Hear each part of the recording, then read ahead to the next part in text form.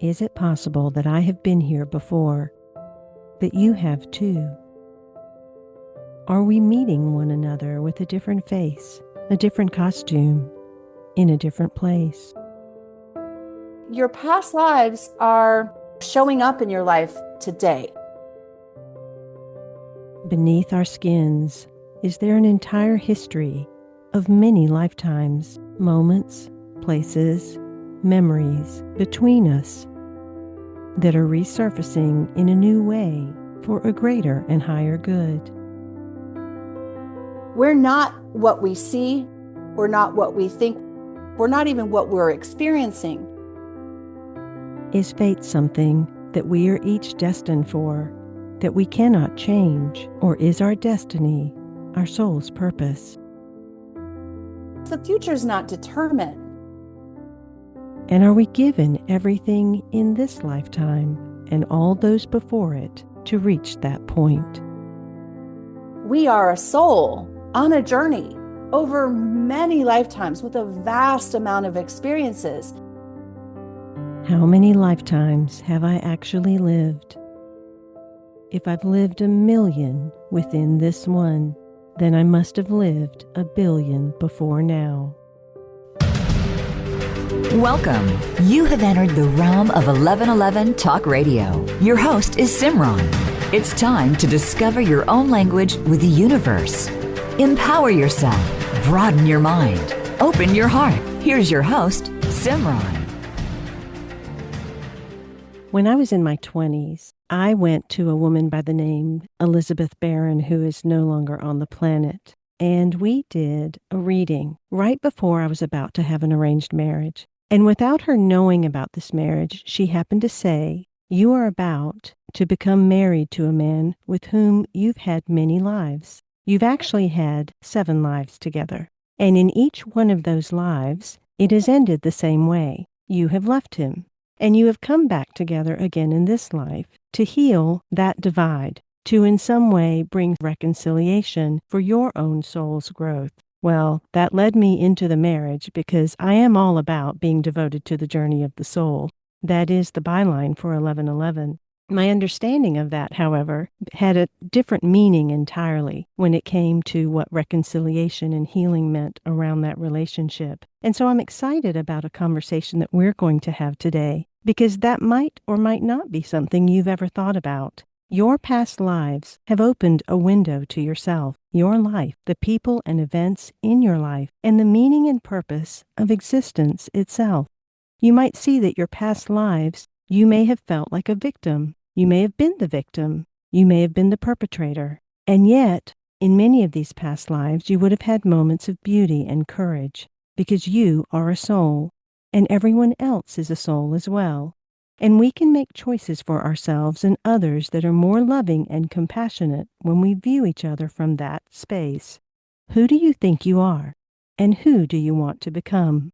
My guest today is Michelle Brock. She's an author and a spiritual life coach who specializes in past life regression. She's also an intuitive counselor, a psychic medium, a master hypnotist, and has studied spirituality, shamanism, meditation, divination, astrology, energy medicine from many different world traditions. And that little segment about opening yourself to the window of your past lives and how and who you might have been throughout all of those come from her book, Who Do You Think You Are? An interactive journey through your past lives and into your best future. Welcome, Michelle, to 1111 Talk Radio. Thank you so much for having me. I'm excited to be here.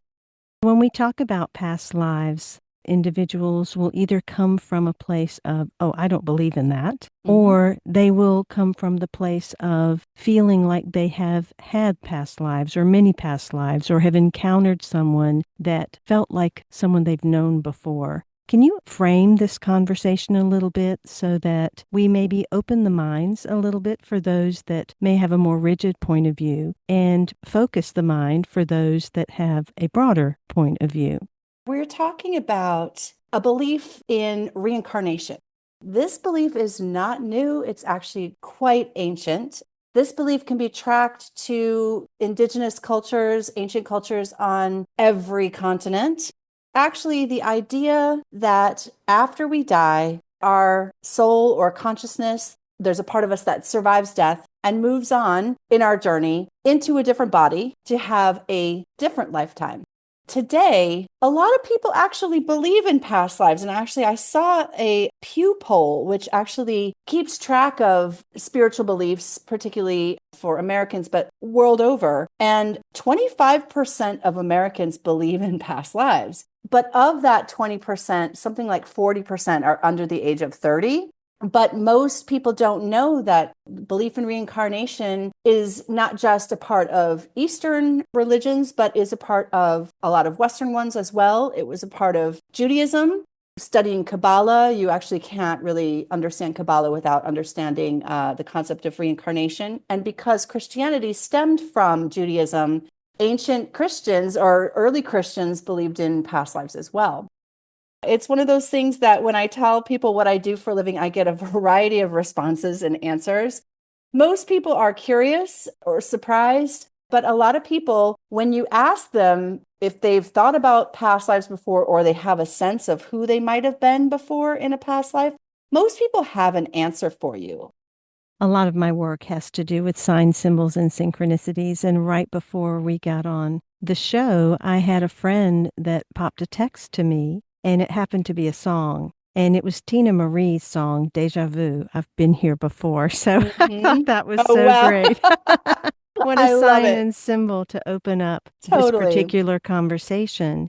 I want to first have this disclaimer around this information because I find that there are cases obsessed with either predicting the future or obsessed with holding on to the past. So when we look at past lives, can you talk a little bit about not grasping for those from this place of remaining a victim, victimizing oneself, holding on to one's wounds, trying to justify behavior?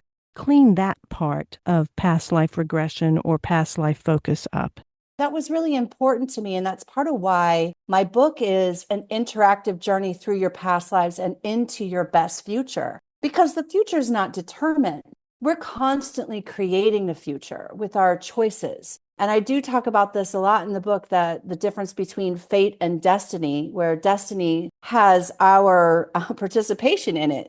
To me, your past lives are only interesting as far as they're related to your life today somehow. And you're right. I think a lot of people like to romanticize the past or have an excuse to stay stuck in victim mode, like, well, this is my karma, or I must have been a bad person in a past life, where we're all kind of evolving, learning, growing. We're all on the same journey. But really, your past lives are showing up in your life today in various ways, mostly unconsciously. And so when you're able to study the past, it's long been known that in order to figure out who we're becoming in the future, the study of history is an important element. So I thought it was important to include not just our collective history, but our own soul's history, where we've been before in a past life, to figure out what mistakes we've made, what paths we've already traveled, in order to figure out what is working, what's not working, what we need to let go of, what we need to bring in,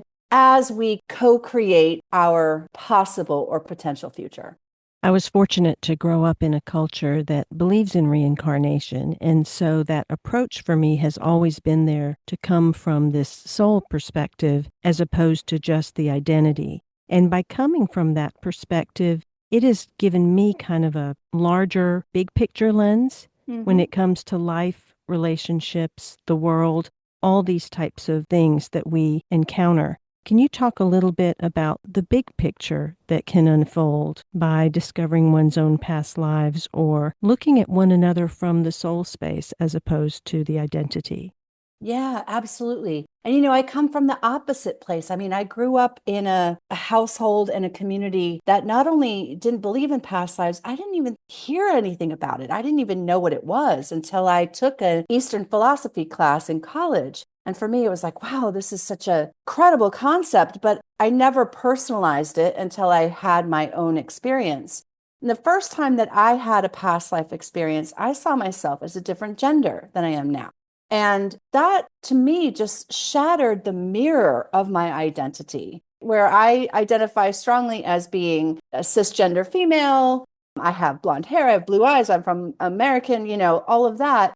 Seeing myself through a different lens, it made me realize that all of the ways that I identified myself were actually false identities. And that's why I call my book, Who Do You Think You Are? When we actually question that identity, we start to realize that we're not what we see, we're not what we think, we're not even what we're experiencing. And you're right, that leap that we can eventually make is that we are a soul on a journey over many lifetimes with a vast amount of experiences. Therefore, everyone else is also a soul, not a body. So that if there's any kind of bias or prejudice or hate, that those are all based on these false identities. And I just thought that that was a really important message based on the 20 years experience I've had working with people, helping them uncover memories from their past lives.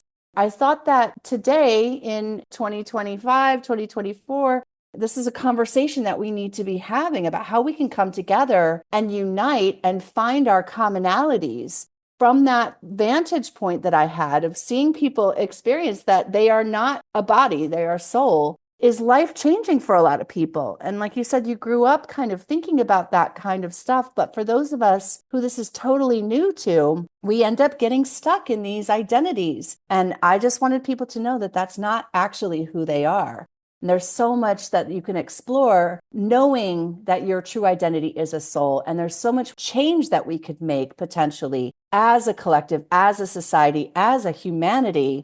I always tell people, I believe that if everyone understood how reincarnation worked and knew things about their own past lives, I think we could very easily create a society that featured equality, world peace even. So we have a long way to go, but I think that we have to start somewhere. And, this book was kind of my perspective on all of the divisiveness that I see in the world today. Seeing yourself as a soul adds so much of your self-worth, self-value. Even though I make mistakes or I'm imperfect, I'm this eternal, wise soul who's experienced so much over many lifetimes, and other people can be seen on that level as well. It's a beautiful thing. It is a beautiful thing. Oftentimes, that can be a stretch for people to remember that they are soul first and not identity. And so I love how in the book you really do break it down in a way that people can peel back those dressings or layers piece by piece, whether it's identity or heritage or culture or body or gender or all of these different types of pieces. And so you have quite a few exercises, questions, places throughout the book that allow individuals to take off those layers from time to time to begin to see the bigger self beyond the identity self, which is really quite limited and small when you compare that to the soul and the many, many lifetimes that we carry. Yes, absolutely. And it was really important to me that the book was interactive. I didn't want to just put another book out there that people could read about past lives conceptually. I really wanted people to have an opportunity to explore their own past life memories or give people ways to connect with themselves on a soul level through their past lives through the book. So I'm glad that you noticed that and appreciated it, because it was really important to me to have it be an experience and not just something that you read about. And I do think that ultimately we have one full purpose, which is self-love. I think that that self-love eventually gets us to the larger self that we are. And that second purpose that we all have is compassion. Removing these layers of the many facets of identity, you touched on that this then supports our collective experience. And right now, if we look at the world, we see a lot of divisiveness in a lot of different ways. That does create more of the separation and the hate and the you and me, rather than truly stepping into that place of compassion and the embrace of we are co-creating a contract right now, and how can I use this moment to empower us as opposed to continually divide us. Talk a little bit about the empowerment aspect of one's past lives and all the different players that they have been throughout history. Yeah, it is incredibly empowering because it allows you to gain perspective. They say that like hindsight is 2020. There's clarity when you kind of can look back to the past. But when you can extend your sense of self to include, many, many lifetimes in different forms, in different places on the planet, and actually feel connected to history in a personal way, I think that that makes that study of history come alive. And it's about studying cycles, that we see that there have been cycles where there have been more divisiveness, and then we destroy each other and then try to find a way to come back together and repair and heal and find ways to connect with each other through compassion. When you can look at that bigger picture, you can see that although we have a long way to go, we have come very far. And so I think that that's important, particularly for people who are in the activist space, who are trying to spread compassion out there doing healing work. It can be overwhelming. There's so much to do and so much change, and the change is happening so rapidly. So if you look back at, what we were grappling with 2000 years ago, they're totally different themes, right? But yet similar in the process as we learn to respect each other, accept each other, come together with compassion, and discover our commonalities rather than our differences. And to me, that was the most important message of the book, is that we all have our struggles. We all have our differences, yes, in this life. But when you have that bird's eye view, you actually can discover all of our commonalities, the things that are spiritual experiences that are inherently human. And I believe that's the key for ending conflicts or divide with people, and maybe what we need to step into moving forward as a society. And again, this is just my point of view. There are many paths to one truth. I actually found discovering my own past lives as a really, really powerful way to self-compassion, self-love, and then turning that compassion and self-love outward to include all beings everywhere on the planet. Michelle, can you give us an example of how you utilized past lives for your own self-love and self-compassion, and then how that might have shifted something outside of you? When I first got into this, I was actually doing past life regression work several times a week. It was like the best armchair adventure there was. Who was I now? Where am I going to go? And things kind of started to tumble out really, really quickly. But I remember there was one past life I had where must have been the Stone Age, because I lived in a cave. I looked like I was even maybe definitely human, but it was like caveman kind of times. And I had this wife and I had a baby. I had this intense love for my wife and intense love for this baby. And I was a man, obviously. I was trying to protect my family. And a stranger happened upon us in the cave. And I killed the stranger because I was afraid of that person threatening. From the perspective of being me, and this was 20 years ago, but well, why did I do that? He probably was just hungry. Why couldn't I just share my food with him? I would have had a friend. I would have had an ally. Like, why did I automatically, mistrust him? That layer of compassion was from my present self. But of course, I'm like judging myself for mistakes I made in the Stone Age. But I was able to kind of see places in my life where I wasn't as trusting and I wasn't as open, and have compassion for myself for the journey as a student of the school of life. So like looking back at like myself in kindergarten, okay, well, maybe I'm in middle school or in high school now, but I still have college and grad school before we to like have mastered everything here on planet Earth. And again, it's just that perspective. Looking back at the past, I was like, of course, like in that time period, that was an instinctual thing. Like, I'm protecting my family, right? And we've evolved past that. But there have been so many instances where I actually will feel stuck, or I'll be hard on myself, or I'll think, why can't I get past this difficult relationship? I know this person's wrong for me, but I'm obsessed with them. That past life insight is more information that you need to know. You actually understand that a lot of the past life stuff is happening unconsciously. And again, it just allows you to have compassion for your own journey. Actually see that there's this magical unfolding that's happening as we learn, as we grow. None of us are perfect. None of us will be perfect in this life. A lot of people ask me what I think about some of these concepts that you no longer have to reincarnate, that you get to be done. I don't know if that's true. I don't think it is, because my study is of cycles. And to me, cycles are endless. They're always continuing. So maybe Earth is a specific school, but there are other places we can reincarnate too. There are how many planets in the galaxy or in the universe? Michelle has a 5-day intensive workshop at Esalen Institute, Big Sur, California, May 26th through 30th.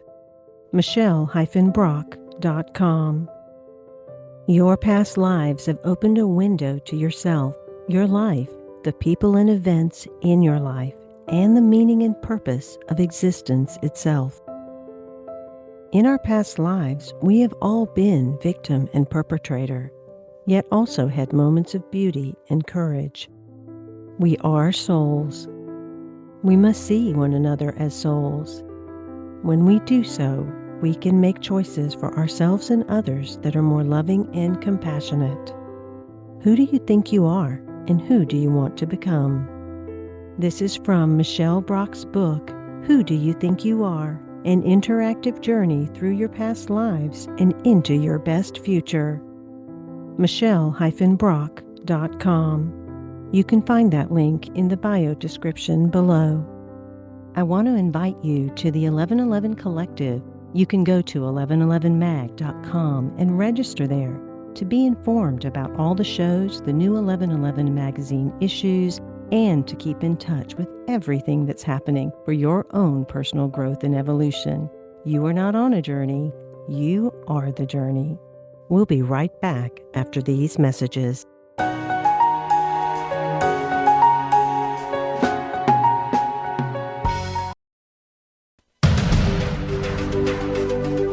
Simran is an award-winning author, publisher of 1111 Magazine, powerful speaker of wisdom, and a life mentor. Find out more at IamSimran.com. Now, back to 1111 Talk Radio. I want to invite you to the 1111 Collective.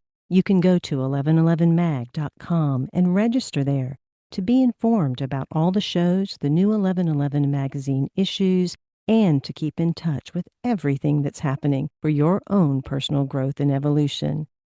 In our identity-obsessed culture, it is easy to think that who we are is determined by what we see in the mirror. But what if we open our minds to the notion that we are souls journeying through many lives over time? How would it change the way we think about ourselves now to remember how we lived before? Michelle Brock is an author and a spiritual life coach who specializes in past life regression. She is also an intuitive counselor, a psychic medium, a master hypnotist, and has studied spirituality, shamanism, meditation, divination, astrology, and energy medicine techniques from many different world traditions. Michelle has a 5-day intensive workshop at Esalen Institute, Big Sur, California, May 26th through 30th. Michelle-Brock.com. You can find that link in the bio description below. If you only ever reincarnated in one place, into one group or tribe or ethnicity, that would completely defeat the purpose of reincarnation, which is to learn and grow. When you understand that you have lived many lives as various ethnicities, as numerous races, and with different skin colors, the idea of the other becomes obsolete. Our relationships with our various soulmates are a gift. They are sacred in that we made agreements with each other, or soul contracts that stipulate how we will show up for each other in each lifetime and present a certain lesson which may be about recognizing and receiving love. Our difficult relationships are a gift as well. This is from Michelle Brock's book, Who Do You Think You Are? An interactive journey through your past lives and into your best future. Knowing your past lives can be just another tool to help you better navigate all of the things that get thrown at us and the challenges that naturally come with being a human being. That perspective allowed me to slow down and kind of see myself for who I am right now, imperfectly perfect being who's just trying to navigate my way through life, just like everyone else. Now, there may be some listeners that are sitting back and saying, oh, she just made up what her past life is, or people that think that are just making up something that didn't really happen. What is a distinctive quality, sensation, experience that helps you know that what you had was a memory? Very good question. As a guide, I have actually seen that the way people experience their past lives are almost unique as each individual. I kind of go through this in the book that we have five senses, but we have all these extra senses. I call them the clairs. Clairvoyance is inner sight. You don't have to be a professional working psychic to be a clairvoyant. All human beings are clairvoyant. People who have a visual dream where they can see their friend's face in the dream, that's a clairvoyant experience. There's some people who see, there's some people that are more claircognizant, clairsentient, where that's a clear feeling or a clear knowing. When I'm working with people with their past lives, a lot of them are like, well, how do I know I didn't make this up? To me, something that is different than a projection or fantasy or something you saw in a movie or a film or like a book you're obsessed with and a past life memory is the past life memory has a very specific emotional quality. So when people ask me, they're like, well, how do I know I didn't make that up? I'm like, but you're crying, right? So it has a feel to it that is emotional. The emotion will be vary by intensity depending on the story or what is actually occurring in the past life. That's actually why some people have dreams that feel like they were real.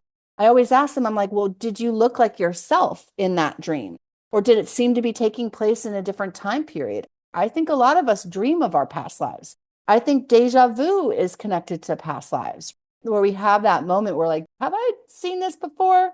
I just think that there are so many different ways to experience what I call your inner self, your higher self, your authentic self.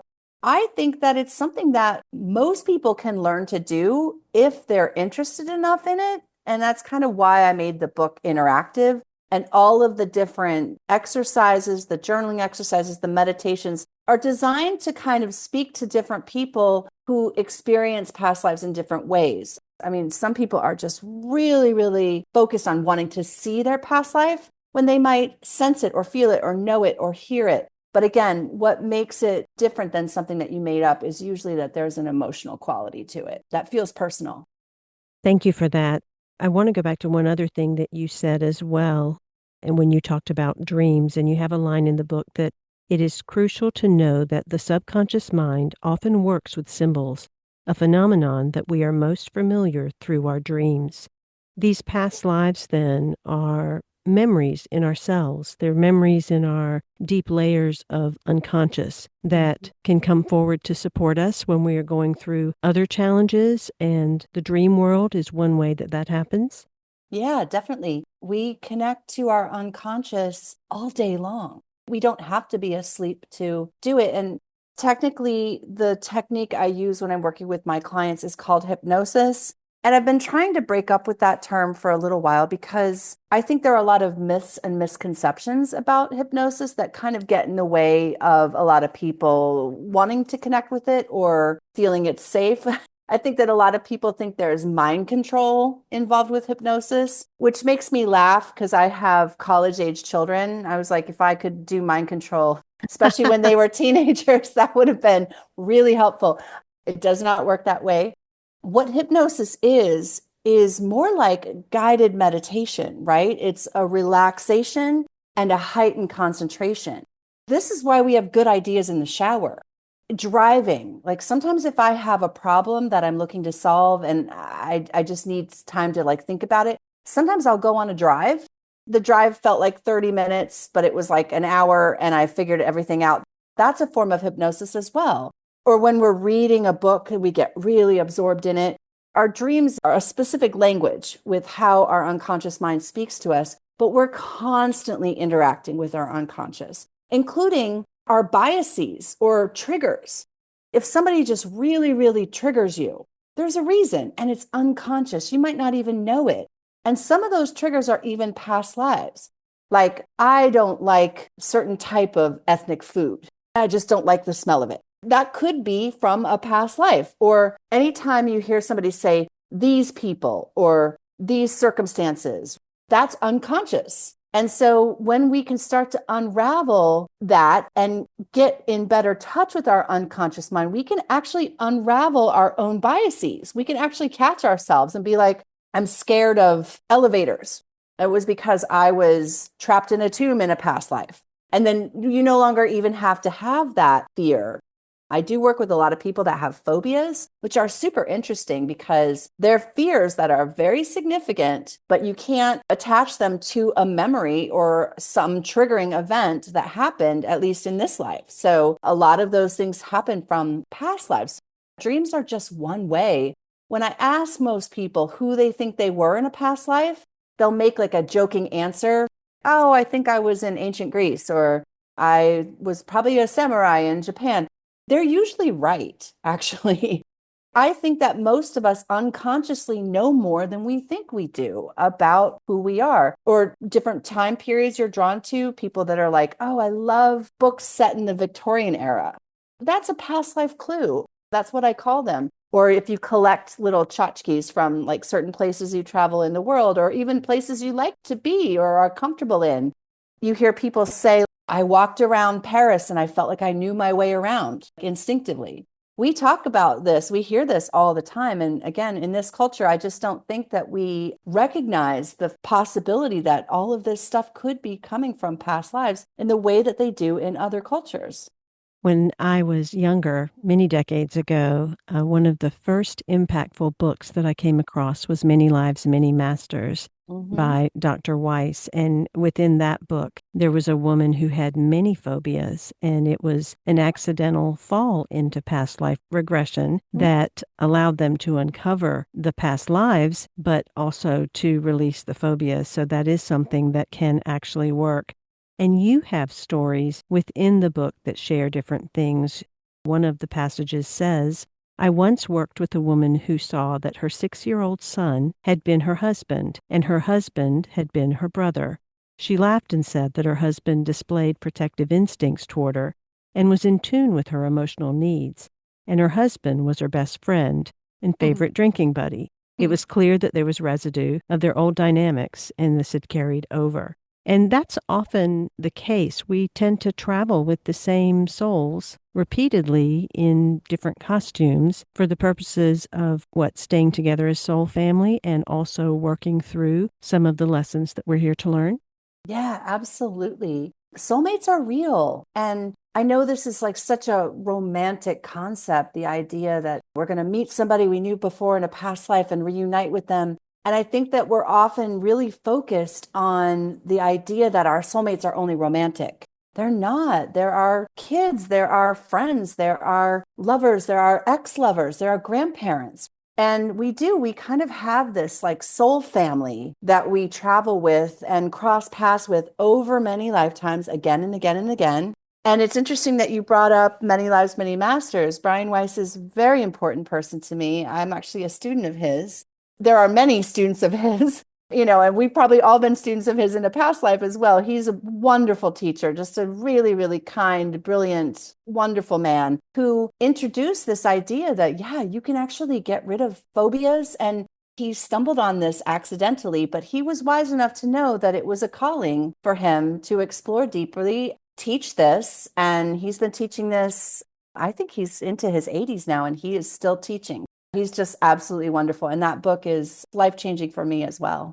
When we think about the people in our lives having been other people in different lives, then all of a sudden it makes me think, well, that's just another way to lighten up, which is what we're here to do anyway. Yeah. Maybe we wouldn't take things quite so seriously if we realized, oh, well, my mother was my daughter in another life. Of course, we're going to have this relationship right now. Yes, Have you definitely. seen that? And when you're working with people or for yourself, that it allows them to relax a little bit in terms of some of the constriction in relationships or even towards the world? Yeah, I love that you say relax because I agree. I think that our interpersonal relationships are probably some of the hardest parts of being human.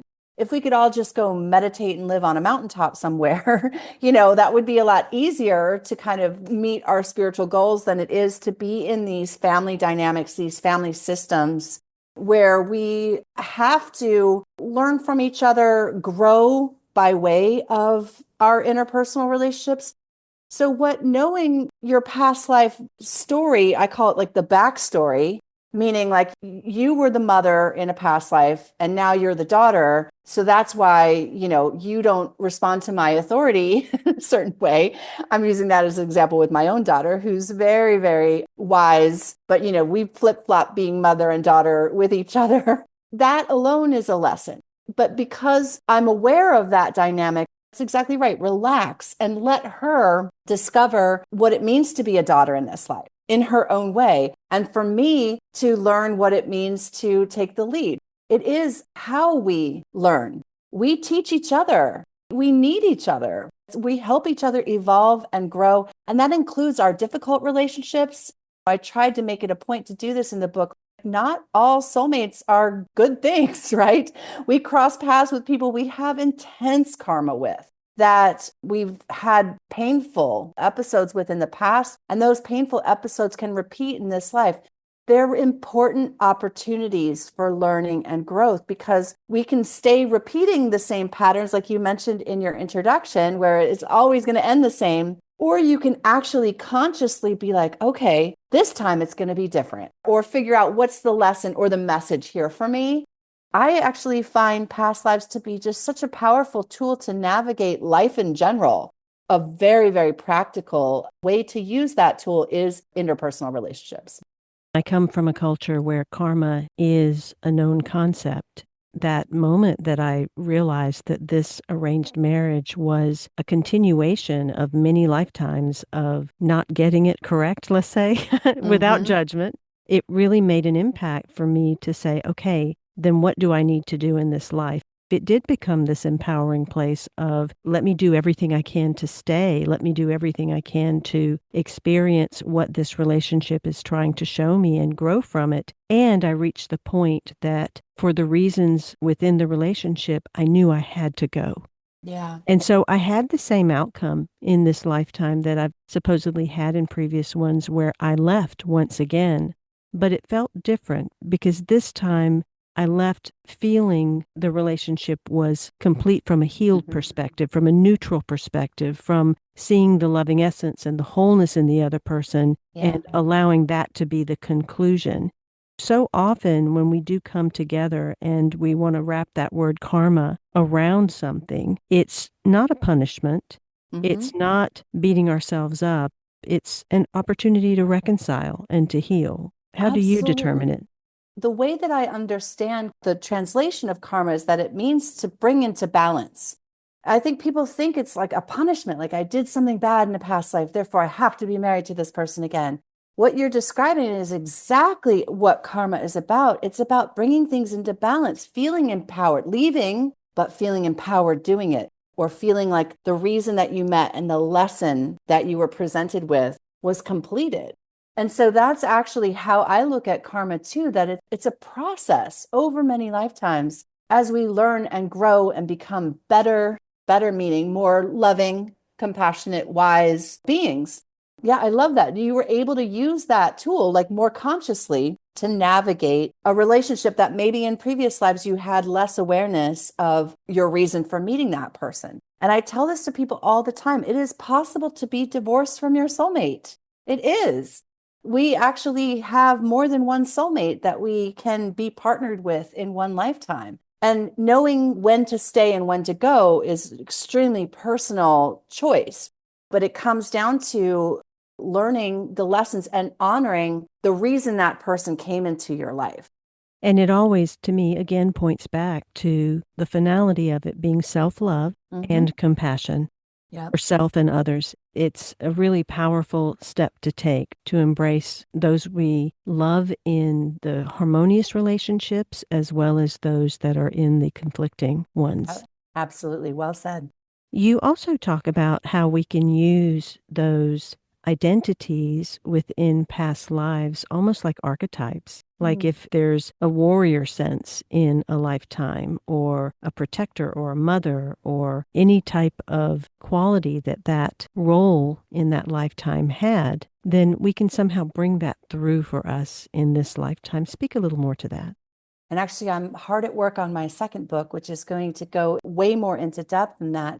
Sometimes doing past life work is about letting something go, releasing a limiting belief or trauma. But sometimes it's about bringing something in, remembering that you're already old and wise. If you could actually go and speak to yourself as an elder, a wise elder you're looking for advice from. I work with people that remember that they have skills or talents from past lives that they want to use and bring in their life today. So it's not always about letting go of the past. Sometimes it's about embracing the past and bringing the things that you've already worked hard on to be used today. And I think, again, we need as much wisdom, earned wisdom, particularly life earned wisdom, as possible to navigate the complexities of life today. As a child, I was told some stories from my parents as they moved from India to North America. One of the ones that I romanced and loved hearing about was a journey that both of my parents took to a special place that I believe were these type of palm leaf readings that they had. And it possibly was the Akashic Records that was being tapped into, but I'm not certain. When they went there, they were told specifically how many lives they had had, that my older brother had been their child in a previous lifetime and the three other children were not, and how they would live this life, but it was not their last, that they would have one more after this because of some things in this lifetime. When individuals go into looking for and discovering their past lives, some history, how do you determine as to whether they are doing it from an escapist perspective or a distraction perspective as opposed to a more fulfilling reason for their life and purpose?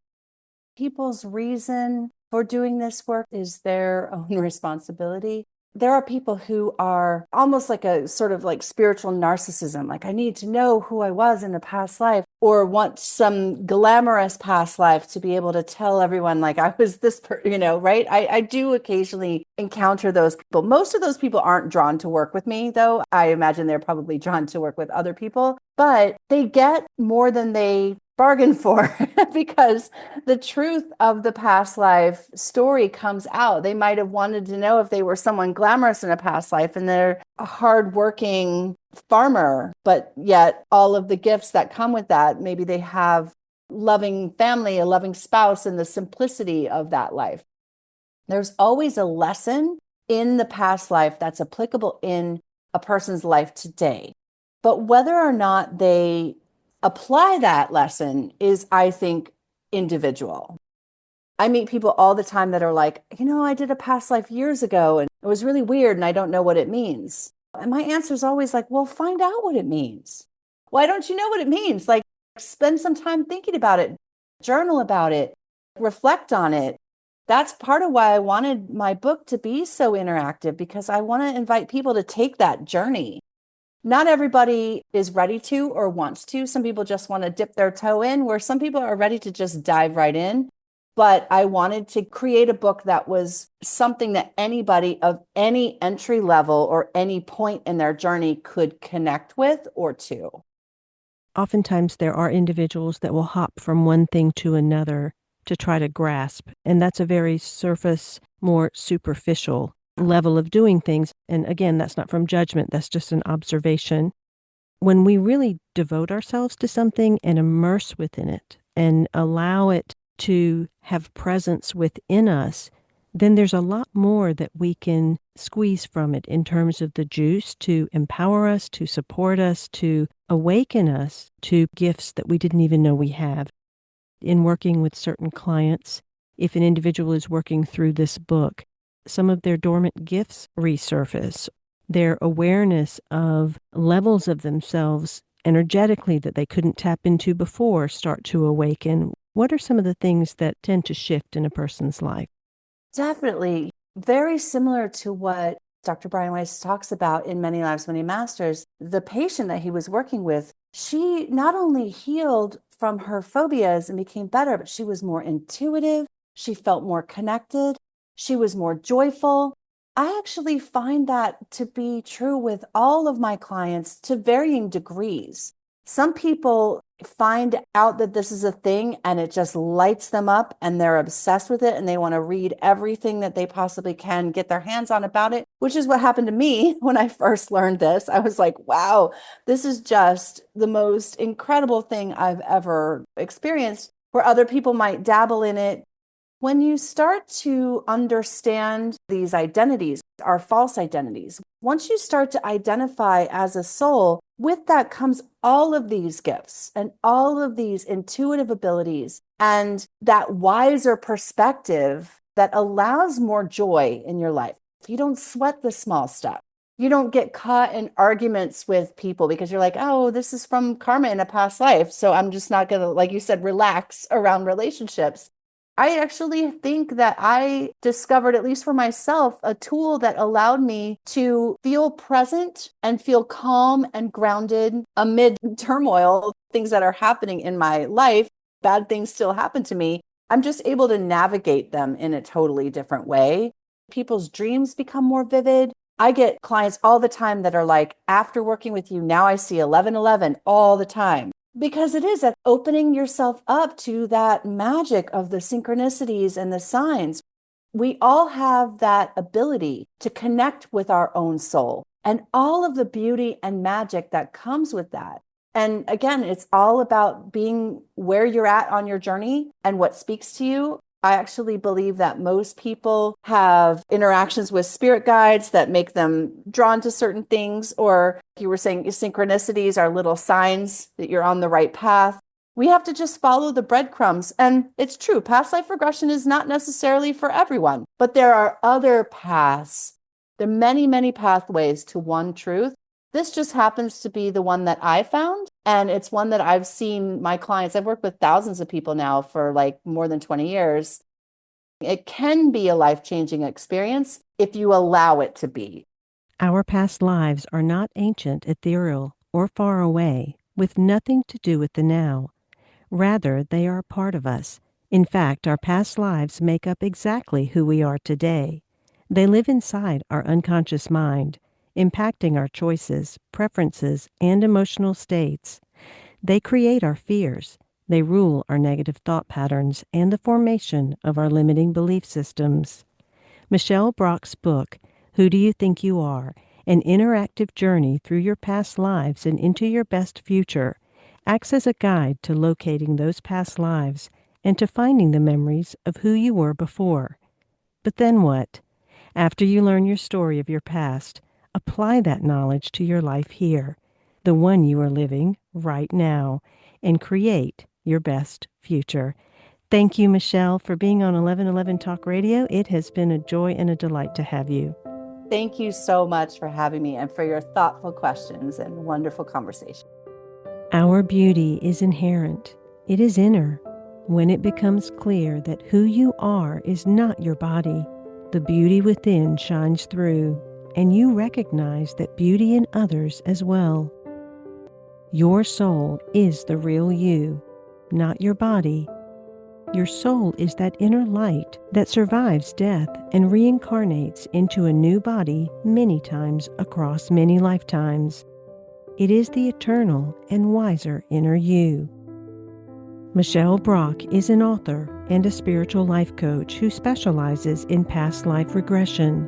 She is also an intuitive counselor, a psychic medium, a master hypnotist, and has studied spirituality, shamanism, meditation, divination, astrology, and energy medicine techniques from many different world traditions.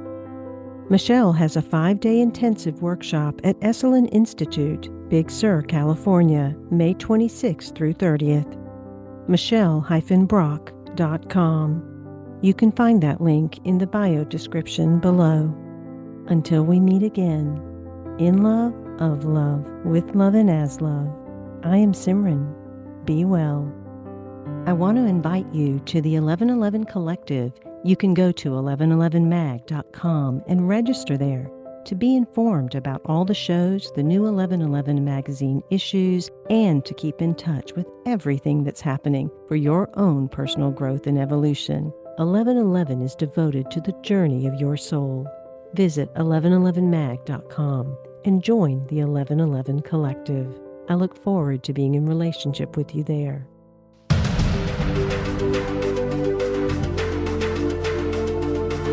Thank you for opening your mind to a new reality, your heart to greater compassion, and your experience of aliveness with 1111 Talk Radio.